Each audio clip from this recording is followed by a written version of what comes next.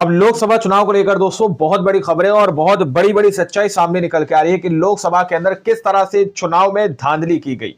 3 ऐसी सीटें सामने निकल कर आई हैं जहां पर कहीं ना कहीं दोस्तों बीजेपी को लेकर सवाल के कटघरे में खड़ा किया जा रहा है और उसके बाद से सवाल भी पूछा जा रहा है, क्या मोदी सरकार से सवाल पूछा जाएगा? आखिर क्या कुछ हुआ था लोकसभा चुनाव के अंदर 3 सीटों पर? आखिर ऐसा क्या हुआ जिसकी वजह से अब दोस्तों मीडिया में बाढ़ आई हुई है? इस रिपोर्ट को देखिए। बीजेपी ने जिन लोकसभा सीटों को बहुत क्लोज मार्जिन से जीतने का काम किया, वहां पर कितने बड़े स्तर पर, कितने बड़े पैमाने पर वोट काटे गए, इस बात को लेकर के एक पुख्ता रिपोर्ट आई है। और उस पुख्ता रिपोर्ट के अंदर बाकायदा आंकड़े दिए गए हैं कि जहां पर बीजेपी 2-2.5 हजार वोटों के अंतर से जीती थी, वहां पर 32,000 वोट काटे गए। बताइए। चुनाव आयोग के नियमों का सीधे तौर पर उल्लंघन हुआ और ये कई सीटें हैं। लेकिन बड़ी बात यह है, इस देश में चुनाव आयुक्त इस वक्त में जो बैठे हुए हैं, राजीव कुमार, वो राजीव कुमार जो बेहद हल्के स्तर की शायरी करते हैं, वो ऐसे सवाल पर, चुनाव आयोग के नियमों के सवाल पर कैसे चुप्पी साध लेते हैं या जवाब भी देते हैं तो ऐसा जवाब देते हैं कि आदमी का खुद का सिर चकरा जाए। मैं आपको 3 लोकसभा सीटों के जो आंकड़े निकल करके सामने आए हैं, न्यूज लॉन्ड्री ने एक बेहद विस्तार में खबर की है और उसमें बाकायदा सबूत के साथ में, तथ्यों के साथ में बताया है कि कैसे, कितने मार्जिन से बीजेपी जीती और उसके बाद में कितनी बड़ी संख्या में वहां पर वोट काटे गए थे। उसको डिटेल में आप समझिएगा। बहुत अहम वीडियो है ये दोस्तों, समझने के लिए। राजीव कुमार से ही जुड़ी हुई है। आपको याद होगा, सुप्रीम कोर्ट के एडवोकेट महमूद पराचा ने पंजाब हरियाणा हाई कोर्ट के अंदर एक याचिका लगाई थी और उस याचिका के अंदर कहा था कि हमें जो दस्तावेज अभी तक सार्वजनिक थे, वो सार्वजनिक दस्तावेज हमें दिए जाएं, वेबकास्टिंग हमें दी जाए। इस प्रकार से उन्होंने कुछ चीजें मांगने का काम किया था कि सीसीटीवी की रिकॉर्डिंग वो हमें दी जाए। इस पर राजीव कुमार ने जो जवाब दिया है, उस जवाब को आप सुनिएगा और अगर वो जवाब आपके गले उतर जाइए तो बताइए। राजीव कुमार ने इसको लेकर के क्या कहा? राजीव कुमार ने इसको लेकर के कहा है कि अगर कोई आदमी अगर पूरी सीसीटीवी फुटेज को देखने के लिए बैठेगा तो 3600 साल लग जाएंगे। कितने साल? 3600 साल। मतलब एक ऐसी उन्होंने बात कह दी जिस बात का ना सिर ना पैर, तो सिर पीट लेगा अपना कि भाई 3600 साल कैसे। उन्होंने क्या तर्क दिया है, मैं आपको दिखाता हूं।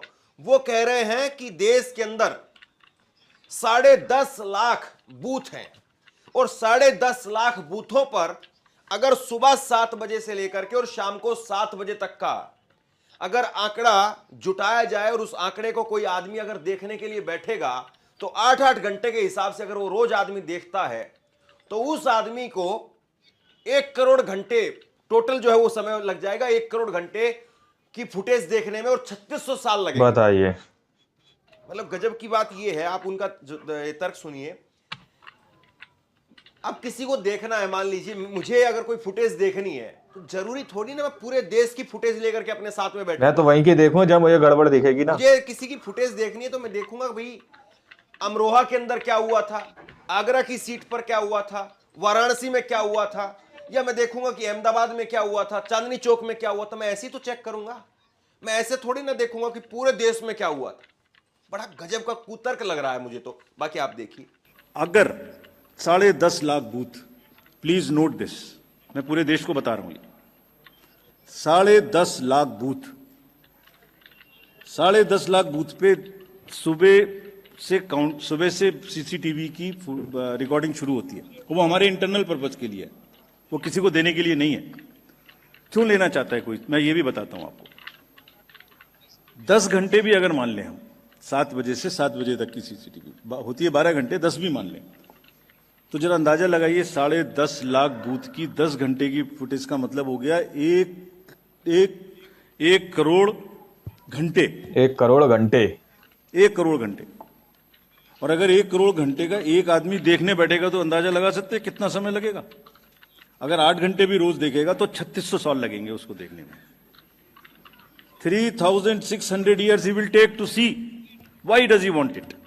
अब बताइए ये आपके समझ में आए कि अब मेरे तो समझ से समझ से परे कि है। आखिरकार एक इतना पढ़ा लिखा व्यक्ति इतनी बड़ी पोजीशन पर बैठ करके ऐसी बात कैसे कर सकता है। इनके हिसाब से तो, राजीव कुमार के हिसाब से तो इसका मतलब यह है कि कोई इन्वेस्टिगेशन हो ही नहीं हो ही नहीं सकती कोई क्योंकि इन्वेस्टिगेशन। कोई भी आदमी अगर कोई इन्वेस्टिगेशन करने के लिए जाएगा तो वो कहेगा भाई इतना रिकॉर्ड है, इतनी सारी किताबें लिखी हैं। किसी के घर में अगर कोई सीए के घर में चला जाए और सीए के घर में तो इतने सारे कागज, इतनी सारी प्रोफाइल, इतनी सारी चीजें होती हैं, तो कैसे निकालेगा। वो तो कह देगा भाई मेरे को तो इन्वेस्टिगेशन करने में 50 साल लगेंगे। और इसके बाद में जब उनसे पूछा गया कि भाई अगर एक विधानसभा, एक कॉन्स्टिट्यूंसी की अगर आप बात करें तो एक कॉन्स्टिट्यूंसी में कितना लगेगा, इसमें एक कॉन्स्टिट्यूंसी के अंदर भी पता क्या कह रहे हैं, एक कॉन्स्टिट्यूंसी के अंदर भी अगर चेक करना होगा तो उसमें भी एक आदमी को चेक करने में 6.5 साल लग जाएंगे। 6.5 साल। अगर आज कोई धांधली हुई है उसको आप पकड़ने का काम करेंगे। एक कॉन्स्टिट्यूंसी के अंदर ये कह रहे हैं कि करीब करीब 1800-1900 बूथ होते हैं और 1800-1900 बूथ पर सुबह 7 बजे से लेकर के शाम को 7 बजे तक की सीसीटीवी फुटेज चेक करनी है। 1800-1900 बूथ के हिसाब से उसको चेक करने में भी 6.5 साल 6.5 साल लग जाएंगे उसको भी चेक करने में। अब कौन बताए इनको। इतनी सी बात है कि अगर आपका काम यह है कि आपको फुटेज देनी है, आपका काम यह नहीं है कि मैं कैसे चेक करूंगा, आपको रोटी देनी है। रोटी मैं खाऊंगा, कैसे खाऊंगा ये मैं पता है, वो कैसे खाऊंगा, कितनी कितनी छोड़ूंगा, मैं पैसे दे रहा हूं या मैं बाकायदा जो है वो आपसे प्रोसीजर के थ्रू मांग रहा हूं। आपको फुटेज देनी है, आप फुटेज दीजिए ना। फालतू की बकवास क्यों, फालतू की बात क्यों। आप फुटेज दीजिए, मैं खुद चेक कर लूंगा कि मेरे को डाउट हो रहा है कि मुझे फला बूथ की देखनी है, फटाक से उसको आगे करेंगे, फटाक से उसको। आजकल तो बहुत ज्यादा सॉफ्टवेयर मार्केट के अंदर उपलब्ध है, आप उसमें कुछ भी ऐसा सॉफ्टवेयर डाल दिए वो फास्ट फॉरवर्ड कर देगा उसको। 2x की स्पीड पर हम उसको लेकर के जाएंगे और 2x की स्पीड पर ले जाकर के फटाक से देखेंगे। अभी 15 मिनट की वीडियो है हमारी, मान लीजिए आप सॉफ्टवेयर लगाइए या 2x की स्पीड करिए, 5 मिनट में खत्म हो जाएगी। तो ये राजीव कुमार ने पता नहीं किस तरीके के तर्क दिए।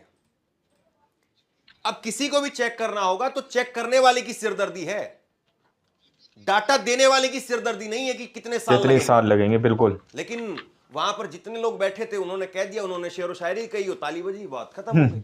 चलिए एक कॉन्स्टिट्यूएंसी की बात करते हैं। एक कॉन्स्टिट्यूएंसी की फुटेज भी अगर दे दें कैंडिडेट के लिए, वो भी देखिए। वहां पर एक कॉन्स्टिट्यूएंसी में करीब करीब 1800-1900 बूथ होते हैं एक पार्लियामेंट्री कॉन्स्टिट्यूएंसी में। उसको भी अगर 10 घंटे देखना पड़ेगा तो 6.5 साल लगेंगे।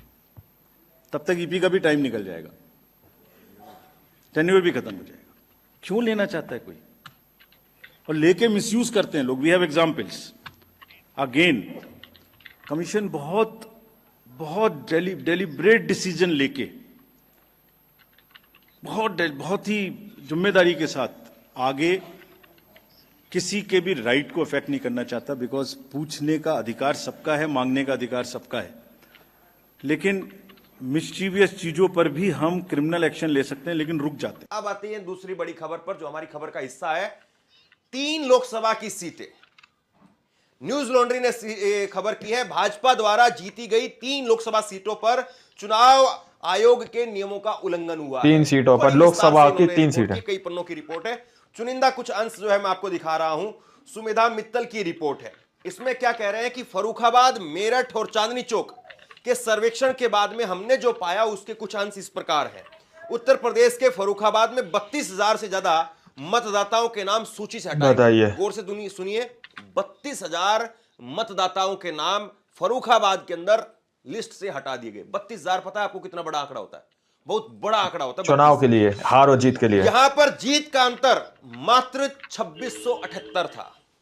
बताइए, जीत का अंतर था 2678 बस मात्र, और वोट हटा दिए गए 32,000। उसके बाद में आगे इस रिपोर्ट में लिखा है कि हमारे छोटे से सर्वे सैंपल में सामने आया है कि उच्च जाति के लोगों की बहुलता वाले इलाके के मुकाबले मुस्लिम, यादव, साक्य और दलित मतदाता क्षेत्रों में ज्यादा नाम हटाए गए हैं। मेरठ में बड़ी संख्या में फर्जी मतदाता मिले।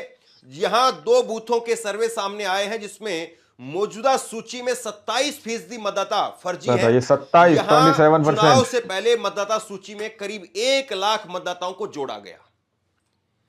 बड़ी बात यह रिपोर्ट कहती है कि जो 32,000 वोट हटाए गए हैं उसमें ज्यादातर जो वोट हटाए गए हैं वो मुस्लिमों के इलाके से हटाए गए, यादवों के इलाकों से हटाए गए, दलितों के इलाकों से हटाए गए। और जो उच्च जाति के लोग हैं वहां पर कम लोग वोट हटाए गए हैं। और मुस्लिम जाति के इलाकों के अंदर 1 लाख वोट जोड़ भी दिए गए। अब वो जोड़े गए वोट किसके लिए वो लोग वोट करेंगे? मेरठ में बड़ी संख्या में फर्जी मतदाता मिले। यहां पर 2 बूथों के सर्वे में सामने आया कि मतदाता सूची में 27% मतदाता फर्जी हैं। यहां चुनाव से पहले मतदाता सूची में करीब 1 लाख मतदाताओं को जोड़ा गया। गौरतलब है कि यह वही लोकसभा सीट है जहां पर भाजपा के विधायक को मात्र 10,000 वोटों से जीत मिली। मात्र 10,000, सोचिए। बताइए आप क्या कहेंगे? 1 लाख यहां पर मतदाताओं को जोड़ा गया और सिर्फ 10,000 से भाजपा के उम्मीदवार की यहां पर जीत हुई। सर्वे के दौरान मतदाता सूची में नाम जोड़े जाने और हटाए जाने को लेकर के और भी कई बातें सामने आई हैं। मतदाता सूची में किए गए संशोधन चुनाव आयोग के मैनुअल का उल्लंघन करते हैं। अब नियम क्या कहता है, कायदे क्या कहते हैं, इस बात को जरा देखिए। जिसके अनुसार मतदाता सूची में 2% से अधिक नाम हटाए जाने की स्थिति में निर्वाचन पंजीकरण अधिकारी द्वारा व्यक्तिगत सत्यापन अनिवार्य है। तब भी जब मतदाता पंजीकरण नियम 1960 के नियम 21A के तहत निर्वाचन पंजीकरण अधिकारी को मृत व्यक्तियों या स्वप्रेरणा से अपना निवास स्थान बदलने वाले लोगों को नाम हटाने का अधिकार है। अब जरा आसान भाषा में समझिए क्या कहना चाहेंगे। ये कह रहे हैं कि अगर किसी भी इलाके के अंदर 2% से अधिक लोगों के वोट हटाए जाते हैं तो वहां पर पता है क्या होता है? वहां पर यह होता है कि चुनाव आयोग के जो बड़े अधिकारी हैं वो बाकायदा जमीन पर जाकर के एक एक वोट की पड़ताल करते हैं। ग्राउंड रिपोर्ट मान लीजिए मतलब कि अगर कहीं ऐसा होता है कि थोड़े बहुत वोट कहीं पर कट रहे हैं या थोड़े बहुत वोट कहीं पर जुड़ रहे हैं तो उसको ज्यादा सीरियसली नहीं लिया जाता है। मान लिया जाता है कि हाँ स्वाभाविक सी बात है, इतना हुआ होगा। लेकिन अगर कहीं पर मान लीजिए कि अगर कहीं पर जो है वो 1000 लोगों की बस्ती है और 1000 लोगों की बस्ती में अगर 200 लोगों के वोट काट दिए गए हैं तो फिर चुनाव आयोग के अधिकारियों का काम है कि वो उस बस्ती में जाकर के सारे 1000 लोगों के सर्वे वन बाई वन करेगा कि यहां पर कोई गड़बड़ी हुई है या धांधली हुई है। अगर 2% से ऊपर चला जाता है मामला, समझिए ये नियम क्या था। यहां पर ऐसा कुछ नहीं हुआ। तो आप लोगों ने इस वीडियो को शुरू से आखिर तक देखा। वीडियो के अंदर साफ तौर पर बात की गई है कि 3 सीटों पर तकरीबन धांधली जैसी स्थिति देखने को मिली है, जहां पर वोट जो है काटे गए और वोटों को बढ़ाया गया, यानी वोटर लिस्ट से वोटरों को काट दिया गया और वोटरों को बढ़ाया गया। किस तरह से किया गया वो आप लोग के सामने यहाँ पर रखा गया है। अभी मैंने पिछली रिपोर्ट करी थी, आप लोग के सामने रिपोर्ट लेकर आया था मैं दीपक शर्मा जी की, जिसमें आप लोगों को बताया था कि किस तरह से वोटों का हेरफेर दिल्ली के अंदर भी इसी तरह की स्थिति चल रही है। वहां पर खुलासा किया गया कि वहां पर भी बिसात बिछा दी गई है दोस्तों, दिल्ली के अंदर भी इसी तरह से कि वोट काटे जाएंगे, वोट परसेंटेज बढ़ाया जाएगा, इस तरह से उसके अंदर भी खुलासा किया गया था। अब आप लोग इस पूरी रिपोर्ट को देखने सुनने के बाद क्या सोचते हैं, क्या समझते हैं, अपनी राय कमेंट सेक्शन में जरूर दीजिएगा। मिलते हैं अगली वीडियो में, जब तक करिए जय हिंद जय भारत।